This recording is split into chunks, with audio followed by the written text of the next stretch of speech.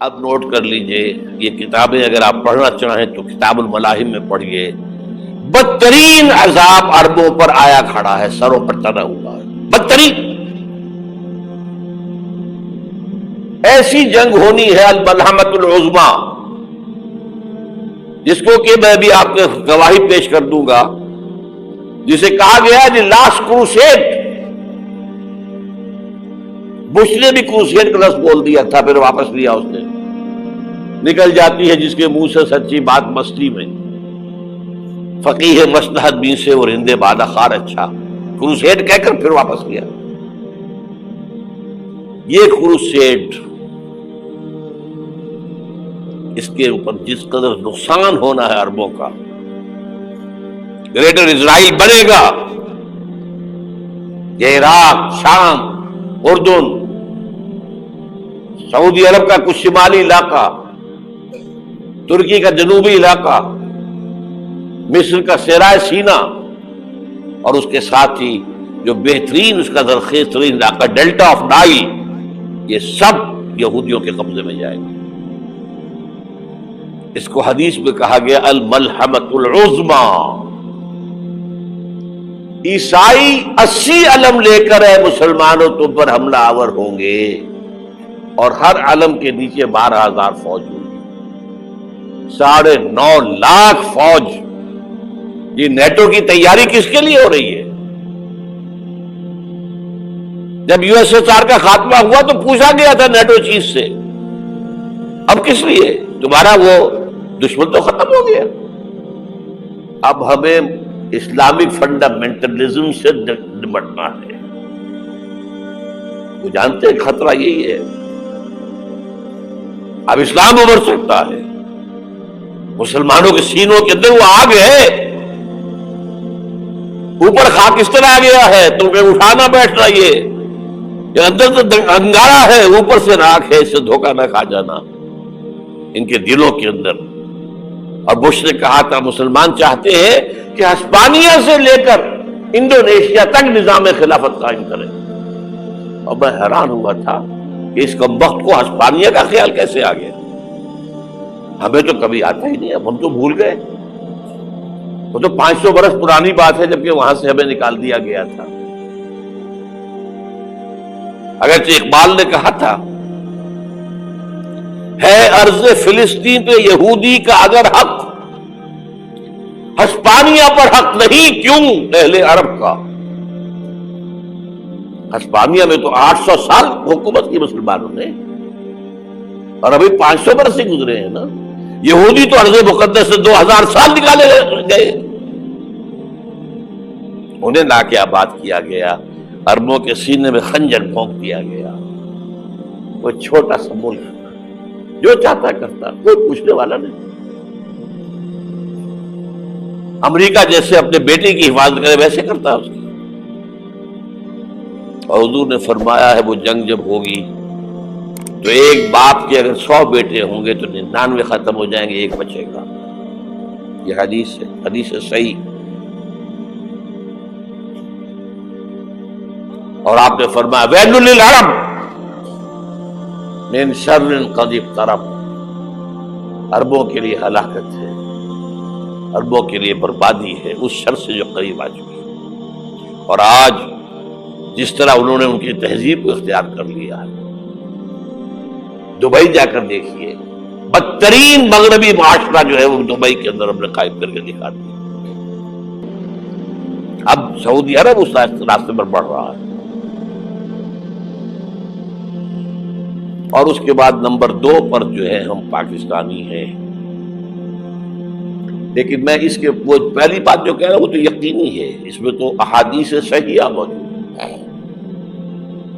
اگرچہ اس کے بعد پانسا پلٹے گا، پھر حضرت مہدی کا ظہور ہوگا، حضرت عیسیٰ کا نزول ہوگا، اور وہ گریٹر اسرائیل گریٹر گریو یارڈ بنے گا یہودیوں کا. ایک ایک یہودی قتل ہوگا، دفن ہوگا.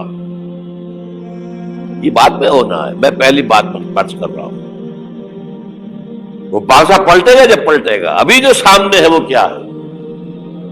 جس ملحمۃ العظمیٰ کہا حضور نے، جسے آرمیگیڈون کہتے ہیں عیسائی، آرمگیڈون کی اگر کہیں جا کر آپ دیکھیں گے، آپ ڈکشنری میں مانی تو کیا لکھا ہے؟ A very big war which will be fought between the forces of evil and good before the end of this world.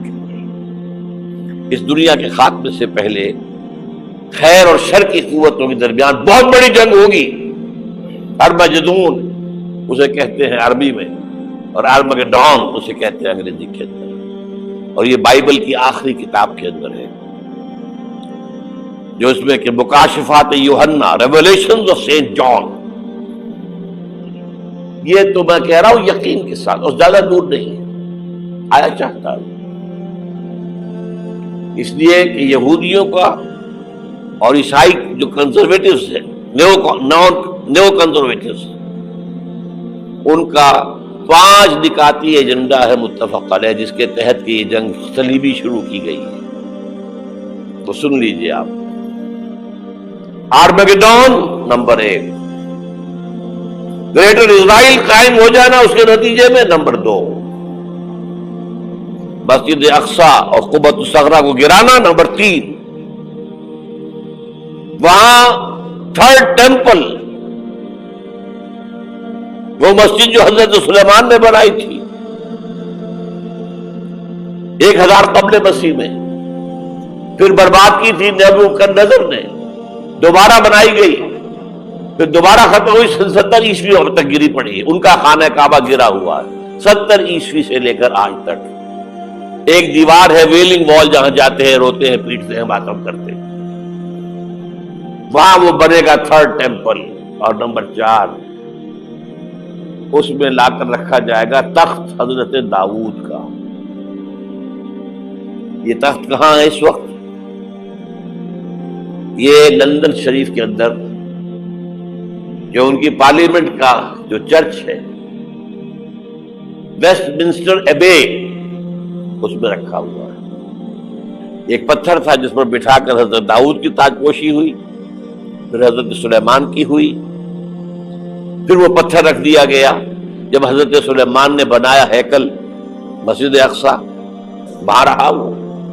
ہر بادشاہ جو تھا یہودی اسی کے اوپر بٹھا کر اس کی تاج پوشی ہوتی تھی. سن 70 میں ٹائٹس نے گرایا اسے، ہیکل کو. وہ پتھر لے گیا، وہاں سے روم گیا، روم سے آئرلینڈ گیا، آئرلینڈ سے اسکاٹ لینڈ آیا، اسکاٹ لینڈ سے انگلینڈ آیا، اور اب وہ رکھا ہوا ہے 14ویں صدی عیسوی سے آج تک.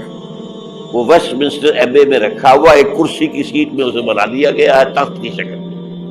اب انگریزوں میں کوئی ملکہ ہو، کوئی بادشاہ ہو جس کی بھی تاج پوشی ہونی اس میں ہو، یہ لا کر رکھا جائے گا تھرڈ ٹیمپل میں. اور اس پر یہودیوں کے خیال کے مطابق ان کا مسیحا آئے گا جو مسیح دجال ہوگا. عیسائیوں کے خیال کے مطابق حضرت عیسیٰ آئیں گے. وہ ہمارا بھی خیال ہے حضرت عیسیٰ آئیں گے علیہ السلام. بہرحال یہ تو بعد کی باتیں ہیں نا. اس وقت جو میں عرض کر رہا ہوں، عربوں پر بہت بڑا عذاب، اور پاکستان کا معاملہ البتہ یہ ہے، میں یقین سے نہیں کہہ سکتا. ہینگنگ ان دی بیلنس، ہو سکتا ہے اللہ تعالیٰ ہم پر رحم فرمائے، ہو سکتا ہے، اگرچہ اس کی کچھ شرائط ہوں گی. چمن کے مالک اگر بنا لے موافق اپنا شعار، اب بھی چمن میں آ سکتی ہے پلٹ کر چمن سے روٹھی بہار. اب بھی ہو سکتی ہے. اور یہ بھی ہو سکتا ہے کہ اللہ تعالیٰ نے معجزانہ طور پر ہمیں ملک دیا، ہم نے اللہ سے بدعہدی کی، وعدہ خلافی کی، غداری کی، لہذا سودا دی جائے اور ہم سے یہ ملک چھین لیا جائے. It's just possible. دور نہ سمجھے، اسے انہونی بات نہ سمجھے. جو گھیراؤ ہو رہا ہے آپ کے مغرب میں نیٹو فورسز اور مشرق میں بھارتی فورسز گدھوں کی طرح بیٹھے ہوئے انتظار کر رہے ہیں پاکستان اور ڈسٹیبلائز ہو جائے، یہاں اور بدامنی ہو جائے. اب لاہور میں پھر آج دھماکے ہو گئے ہیں. 2 دن پہلے کا دھماکہ میں سہ کے آیا ہوا ہوں، آپ کے سامنے بیٹھا ہوں. وہ جانے بچی ہیں جو ہماری اکیڈمی کا حشر ہوا، وہ تو میں آپ کو نہیں بتا سکتا. یہ سارا کیوں ہو رہا ہے؟ تاکہ یہاں بدامنی ہو جائے اور ہمیں جواز مل جائے.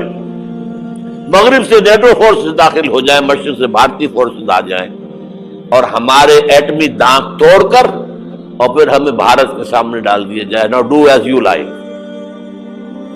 یہ ان کا نقشہ ہے. ہوگا کیا وہ اللہ جانتا ہے، ہوگا وہ جو اللہ چاہے. لیکن اللہ کا چاہنا جو ہے وہ کس پر منحصر ہے؟ یہاں انقلاب برپا کرو، یہاں اسلام لاؤ. اگر دھندوں میں لگے رہو گے تو وہ خود بخود نہیں آ جائے گا انقلاب. صحابہ نے جانیں دی تھی،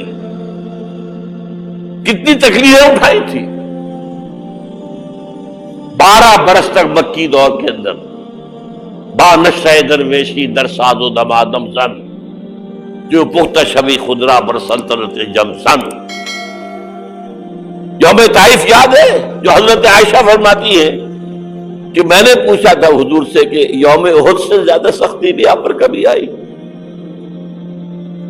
یوم احد پر کیا ہوا تھا؟ تلوار کا وار پڑا تھا آپ کے چہرہ مبارک. یہ جو رخسار کی ہڈی ہے اس کے اندر وار گیا ہے. اوپر خود کی 2 کڑیاں تھیں، وہ اس میں گھس گئیں. 2 دندان مبارک شہید ہوئے. وہ خود کی کڑیاں ایک صحابی نے اپنے دانتوں سے پکڑ کے کھینچنے کی کوشش کی، دانت نکل گئے، وہ نہیں نکلی. کیا جتن کر کے نکالی گئی ہوگی تو خون کا فوارہ آیا، اتنا خون گیا ہے کہ آپ بے ہوش ہو گئے، گر گئے. اور مشہور یہ ہو گیا کہ آپ کا جو انتقال ہو گیا، شہادت ہو گئی. یہ سیرت کبھی پڑھی ہے؟ حضرت عائشہ کے ہوش کا تو یہی دور تھا نا. یوم طائف میں جو آپ کی کیا تھی، بچی تھی، انہیں کیا پتا کیا ہو رہا ہے حضور کے ساتھ. 3 دن تک حضور مکے کی گلیاں اور وہاں کے اوباش لوگ پتھراؤ کر گئے تھے اس امید میں کہ شاید وہاں کا کوئی سردار ایمان لے آئے. تو یہاں تو ابو طالب بھی فوت ہو گئے. یہی دنیا بھی سہارا تھا، خاندانی سہارا تھا ابو طالب کے ذریعے. اور گھر میں ایک دلجوئی کرنے والی رفیقہ حیات تھی، وہ بھی، ان کا بھی انتقال ہو گیا. آپ نے کہا یہ عام الحزن ہے. اب تو سب کو طے ہو گیا قریش کو کہ اب جیسے قتل کر دو. اسی لیے آپ گئے طائف، شاید وہاں کا کوئی بڑا سردار مانے، ایمان لے آئے مجھ پر تو میں اپنا مرکز ادھر شفٹ کر دوں. تینوں سے ملے ہیں، تینوں نے وہ جواب دیے ہیں، نکل جاؤ یہاں سے، میں تمہارے ساتھ بات بھی کرنے کو تیار نہیں. اچھا، تمہارے سوا کوئی نہیں ملا تھا اللہ کو نبی بنا کر بھیجنے کے لیے؟ دیکھو جاؤ، میں بات نہیں کرنا چاہتا، ہو سکتا ہے میں بے عزتی کر بیٹھوں، واقعی تم اللہ کے نبی ہو تو میں مارا جاؤں گا، جاؤ جاؤ جاؤ. یہ سلوک محبت کے ساتھ ہوا ہے. اور پھر چھوکروں کو، اسٹریٹ ارچنز جنہیں آپ کہتے ہیں، اشارہ کیا تھا، خبر لو ان کی، پتھراؤ ہو رہا ہے. ساتھ کوئی ہے ہی نہیں، ایک آدمی صرف، زید ابن حارثہ. اب سامنے سے پتھر آ رہے ہیں تو حضرت زید آگے آ جاتے ہیں، ڈھال بنتے ہیں، مجھے لگے پتھر حضور کو لگے، اب پیچھے سے آ رہے ہیں. چاروں طرف سے تو ڈھال نہیں بن سکتا. جسم لہو لہان، خون جا کر جوتیوں میں جم گیا ہے، جوتی اتر نہیں دی. پھر وہاں سے واپسی پر جو دعا مانگی ہے، اللہم الیک اشکو ضعف قوتی وقلت حیلتی وہوانی علی الناس. اللہ تیری جناب میں فریاد لے کر آیا ہوں اپنی قوت کی کمی کا، اپنے وسائل کی کمی کا، اور جو ذلت و خواری ہو رہی ہے لوگوں کے سامنے. الا ملتقننی، مجھے کس کے حوالے کر دیا ہے؟ الا بعیدی یتجہمنی، یہ میرے اوپر ہجوم کر کے آ جائے، حملہ کرے. اور عدو من لگتا امرے، یہ دشمن کے حوالے میرا معاملہ کیا، جو چاہے کرتے وہ. لیکن پھر عبدیت غالب آتی ہے. ان لم یکن علی غضبک فلا ابالی.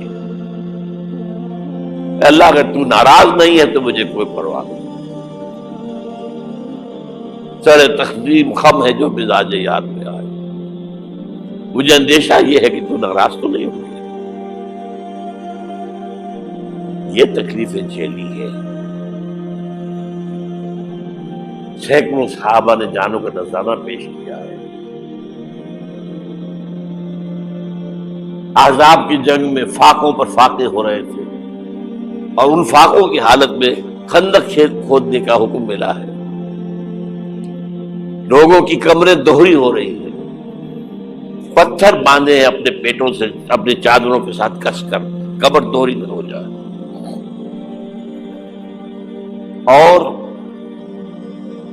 جب صحابہ کدالیں چلا رہے ہیں تو کیا کہہ رہے ہیں؟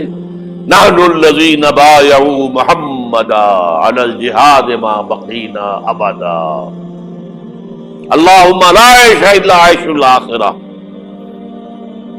صحابہ کہتے تھے ہم وہ لوگ ہیں جنہوں نے محمد سے بیعت کی ہے کہ جہاد کرتے رہیں گے جب تک جان میں جان نکل جائے تو بات اور جان ہے، چاہے ابھی بھوک سے کمر دوڑی ہوئی جا رہی، جان تو ہے. اور ایک دفعہ کہتے تھے اللہم لا عیش الا عیش الاخرہ، اے اللہ عیش زندگی تو آخرت کی زندگی ہے. اور حضور فرماتے تھے، حضور کے بیٹھے ہوئے نہیں تھے گاؤں تکیہ لگا کر، پتھر اٹھا اٹھا کر خندق میں سے لے جا کے باہر پھینک رہے تھے. جب صحابہ کہتے ہیں اللہم لا عیش الا عیش الاخرہ، حضور فرما رہے ہیں فاغفر الانصار والمہاجرہ، اے اللہ ان انصار اور مہاجرین کی مغفرت فرما دے. پھر حضور کی خدمت میں کچھ لوگ آئے، حضور اب یہ فاقہ ناقابل برداشت ہو گیا، دیکھیے ہم نے یہ پتھر باندھے ہوئے اپنے پیٹ کے ساتھ. حضور نے کرتا اٹھا کر دکھایا، وہاں 2 پتھر بندھے ہوئے. یہ ہے سیرت النبی. آپ کس چیز کو سیرت النبی سمجھتے ہیں؟ بہرحال